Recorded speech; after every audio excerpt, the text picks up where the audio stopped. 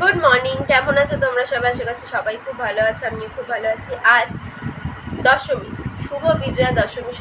সকলকে জানাই প্রীতি, শুভেচ্ছা, আন্তরিক অভিনন্দন। গুরুজনদের আমার প্রণাম সমবয়সী দিয়ে, এবং ছোটদের আমার অনেক অনেক ভালোবাসা। সবাই ভালো থেকো। আশা করছি সবার পুজো খুব ভালো কেটেছে। পুজোর পরবর্তী আর কয়েকটা মাস বাকি, বছর শেষ হতে, সেই কয়েকটা মাস যাতে সবার খুব খুব খুব ভালো কাটে, এটাই আমি কামনা করি।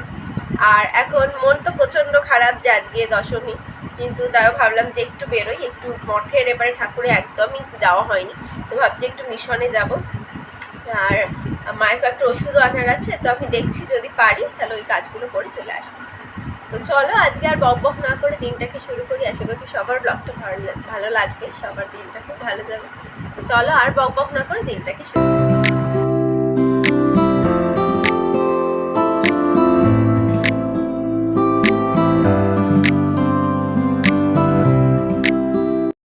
চলে এসেছি আমি রামকৃষ্ণ মিশনে। রামকৃষ্ণ মিশন এমন একটা জায়গা যেখানে মনে হয় সবসময় শান্তি। আর প্রত্যেক বছরই পুজোতে আমি প্রায় রোজই যাই মিশনে, দুর্গাপূজায়। কিন্তু এই বছর যেন আমার যাওয়াই হয়নি, মানে একটা দিনও না। সেই একদিন গিয়েছিলাম যেদিন আমাদের রেজিস্ট্রি হয়, সেই দিনকে। তারপর থেকে আমার মনে পড়ছে না এবারে পুজো আমি গেছি বলে।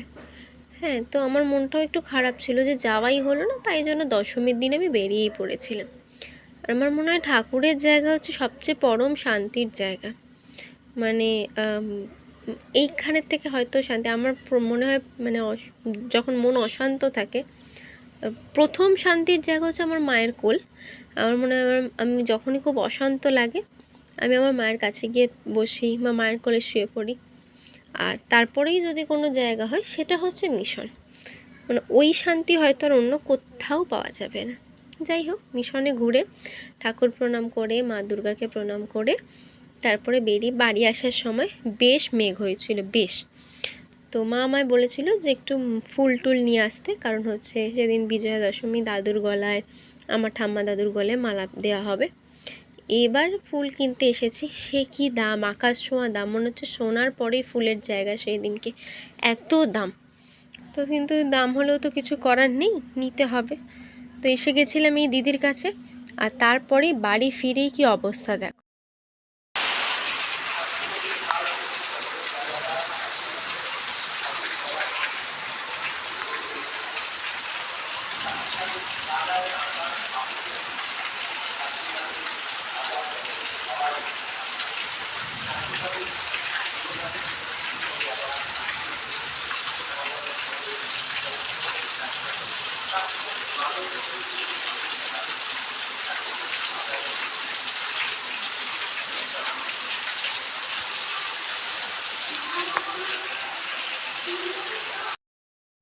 কথায় আছে না, একের আমি রক্ষে নেই, সুগ্রীব দোসর।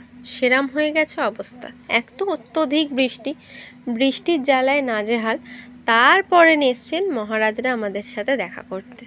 তাদের কি ভয়ঙ্কর দৌড়াদৌড়ি, লম্পঝম্প। সে একবার এই বাড়িতে আসে, একবার ওই বাড়িতে আসে। এই লাফালাফি করতে গিয়ে আমাদের সিঁড়ির ওখানে একটা টালি তো গেল ভেঙে, সে আর কি করা যাবে। তারপরে তারা ওইখানে গিয়ে বসেছে এবং ওখান থেকে জানলা দিয়ে জিনিস বের করছে, দেখছে, জানলা দিয়ে উঁকি মারছে, পারলে মনে হয় ঘরেই ঢুকে যায় তারা। আমার বাবা গেছিল দশমীর মিষ্টি আনতে, সব কোথায় ওইখানে আছে, একদম গরম গরম। বাবার মেয়ে এত ভালোবাসে গরম জিলিপি নেই, গুড়ের জিলিপি। তো গুড়ের জিলিপি তো পাওয়া যায় না সারা বছর। দেখেছে গরম ভাজা, পুরো গরম, হাতে ধরে রাখা যাচ্ছে না। একটা খাওয়া হয়ে গেছে, এটা সেকেন্ড। আর সেকেন্ডটা মা যেটা দিয়েছিল বড় সড়ো, আমি এটা তুলেছি, বাচ্চা আমার খাই, তাই খাই। আর খায় বাবা, এটা আমারই পুরো। শেষ করলে পেট খারাপ হয়ে যাবে এক্ষুনি। আজকে দুপুরবেলার ভিডিওটা তোলা হয়নি, কারণ আমি তখন ভিডিও সেভ করছিলাম। আমাদের খাওয়ার দাবার আজকে ছিল ওই যে বাবার মেয়ে ঘরে থাকে না রোজ দিন, সেই জন্য ওল এনেছে, ওল ভাতে, মানে বিজয়া স্পেশাল খাবার হচ্ছে ওল ভাতে আর ইলিশ মাছের বেগুন দিয়ে পাতলা ঝোল। আর ওদিকে বরণ হচ্ছে, হাঁকের আওয়াজ বাজছে। শুভ সন্ধ্যা, শুরু হলো প্রণাম পর্ব।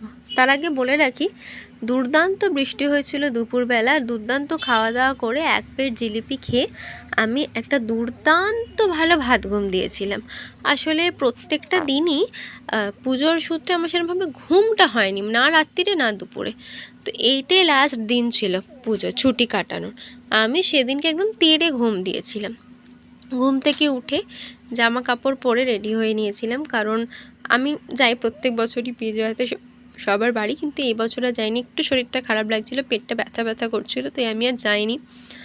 তো আমি ভাবলাম যে যাব না, কিন্তু সবাই তো আসবে বাড়িতে, তো আমি একটুখানি জামা কাপড় ভদ্রস্থ হয়ে থাকি। আর এখানে যে দেখছো আমি নাচছি, নাচন কোদনটা করছি, কারণ মাইকে একটা ভালো কিছু গান বাজছিল ওই জন্য।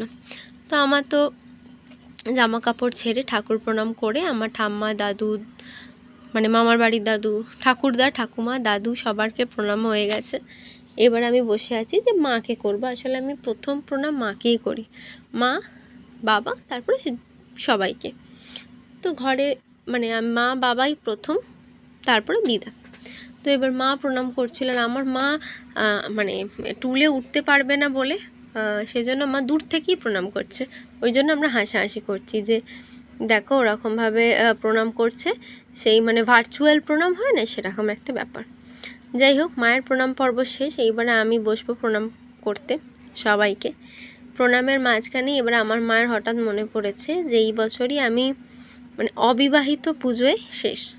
তো হঠাৎই আমার মা বলছে যে পরের বছর আমার মেয়ে একা আসবে না, দুজনে মিলে আসবে। ব্যাস, যেই এই কথাটা বলেছে অমনি আমার চোখ দিয়ে জল, মানে হচ্ছে কথা হচ্ছে মানে একটু মনটা খারাপ হয়ে যায়, মানে যখন এই কথাটা ভাবি যে ও হ্যাঁ সত্যি এই বছরের পরে তো আমি, পরের বছরে সবই চেঞ্জ হয়ে যাবে, তখন একটু মনটা খারাপ হয়, অনেকটাই হয়। চোখে আমার জল একটু আসে, আমি একটু বেশি ইমোশনাল সবাই জানো, তো জল আসে। কিন্তু মা বললো জল আসার কি আছে, এটাও তো একটা নতুন জিনিস, হ্যাঁ নতুন জীবন, সেটাও সুন্দর হবে, তো ওটা নিয়ে তো চোখে জল আনার কোনো ব্যাপার নেই। বললো হ্যাঁ তাও ঠিক। তো যাই হোক, তারপরে মা আর বাবা বেরোলো বিজয় সবাইকে প্রণাম সারতে। আমি যেহেতু বললাম তোমাদেরকে আমি বেরোইনি, তো আমি বসে আমার কাজটা শুরু করলাম। আমার কাজটা মানে ছোটোবেলায় বাবা আমায় শিখিয়েছিল, যে তখন আমি অনেকটাই ছোটো, স্কুলে পড়ি, মানে প্রাইমারি স্কুলে। তখন বাবা আমাকে শিখিয়েছিল যে মা দুর্গার বিজয়ের দিন মায়ের নাম 12 বার লিখতে হয়, যে নম শ্রী শ্রী দুর্গা মাতা সহায় নম।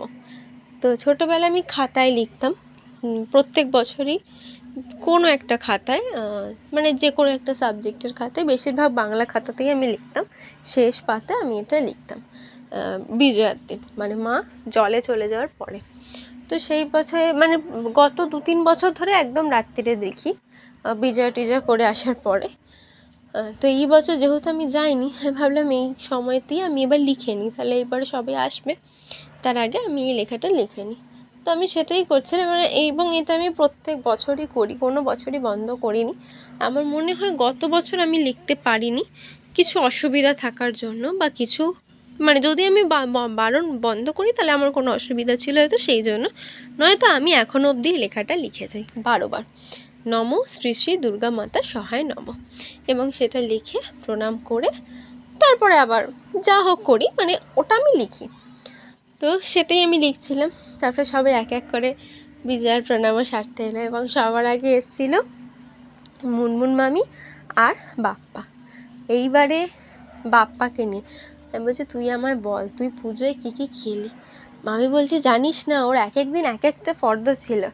এলেন তো কি বল। তো ও আমাকে এসে বসেছে যে আমি কবে কী খেয়েছি, তুমি কী কী খেয়েছো। এলে আমি এবারে পুজোয় কিচ্ছু খাইনি, আমি পুরো একদম ডায়েট কন্ট্রোল করে রেখেছি, তাই জন্য আমি কিছু খাইনি। আমি শুধু একদিন নবমীর দিন খেতে গেছি। তুই বল তুই কী কী খেলি। সে ও তো অর্ধেক ভুলেই গেছে কী কী খেয়েছে। হ্যাঁ, মামি মাঝে মাঝে মনে করিয়ে দিচ্ছে এই তুই এটা খেয়েছিস না, কী রে তুই ওটা খেয়েছিস না, এইরকম। আর পুচুও ছিল ঘরে তখন, আসলে পুচু পিলু মাসি আর অভিষেক মামা এসেছিলো প্রণাম করতে প্রথমেই, হ্যাঁ ওরাই প্রথম এসেছিলো। এইবারে ও পুচু আমাকে দেখে, অনেক দিন ও আমাকে দেখেনি, দেখে বলে আমি এখন যাব না। এবার ওরা যাচ্ছিলো মিশনে শান্তির জল নেবে বলে। তো তাহলে তখন অভিষেক মা বললো তাহলে ও থাকুক, আমরা ঘুরে আসি। বললো হ্যাঁ থাক। এবার ওই মানে বাপ্পার পুচু খুব মানে বন্ধু, দুই ভাই বোনের খুব বন্ধু। হ্যাঁ, তো দুজনে খেলে তো আসলে, সেই জন্য তো তাদের আবার তখন গল্প বসে গেল। এই করেই কাটলো দশমীটা। আর কি বলবো, কারণ হচ্ছে দশমী মানেই তো মানে শুধুই মন খারাপ, মন খারাপ ছাড়া দশমীতে আর কিছু থাকে না, আমার মনে হয় না অন্তত আর কিছু থাকে বলে। কিন্তু হ্যাঁ, এইবারের পুজো আমার ভালোই কেটেছে, কোনো রকমের আফসোস নেই, কিছু নেই যে এটা করতে পারলাম না, ওইটা করতে পারলাম না। একটি আফসোস, অষ্টমীর দিন আমাদের বেরোনোর কথা ছিল, কিন্তু এমন বৃষ্টি হলো যে অষ্টমীর দিনটা বেরোতে পারলাম না। আমাদের কথা ছিল অষ্টমীর দিন বেরোবো, হাওড়া দেখবো, আর নবমীর দিন আন্দুলের দিকে যাবো, কারণ আন্দুলের দিকেই আসলে আমরা যাই ঠাকুর দেখতে। ওইটা এবছর হলো না, কিন্তু ঠিক আছে, সব বছর তো সমস্ত কিছু হয় না, তো এটা মেনে নিতে হবে। যাই হোক, আর বক বক করবো না, আমাদের ব্লগটা এখানেই শেষ করছি। আর আবারও বলি, তোমরা যখন ব্লগটা দেখবে তখন অলরেডি পুজো শেষ, তখন এবার দীপাবলি আসছে সামনেই। তো সবাই সুস্থ থেকো, সাবধানে থেকো, বাজি ফাটাবে অবশ্যই, কারণ আমি নিজেও ফুলঝুরি একটু আধটু তো ফাটাবো। আমার ফুলঝুরি ছাড়া আমি অন্য কিছুই ফাটাতে পারি না, আমি ভীষণ ভীতুই, একটু আধটু ফুলঝুরি ফাটাই, কিন্তু খুব সাবধানে, শব্দবাজি ফাটিও না। আর সবচেয়ে বড় কথা হচ্ছে, নিজের আনন্দের জন্য কোনো পশু পাখিকে দয়া করে কষ্ট দিও না। অনেকেই অনেক ধরনের রূপ দেখায়, তো এই সময় তো এগুলো করো না, কারণ নিজের আনন্দ তারা অবলা জীব, তারা বলতে পারে না। কিন্তু আমরা কিন্তু অন্য কাউকে ঝগড়া করে নিতে পারবো, মেরেও দিতে পারবো, তারা কিন্তু সেটা করতে পারে না। নিজে আনন্দ করো, কিন্তু কাউকে ক্ষতি না করে, এটাই হচ্ছে। আর সবাই ভালো থেকো, সুস্থ থেকো, দেখতে থেকো শ্বেতার সাথে সারাদিন। ব্লগ ভালো লাগলে প্লিজ একটা লাইক, শেয়ার, কমেন্ট আর সাবস্ক্রাইব করে দিও, পাশে থেকো। আজকের মতো টাটা, আবার দেখা হচ্ছে নতুন দিন নতুন ব্লগে। পরবর্তী ব্লগে ওয়েট করো, আমাদের বিয়ের শপিং শুরু হচ্ছে, তো সেটা তোমরা দেখতে পাবে। তো সাথে থেকো, আজকের মতো টাটা।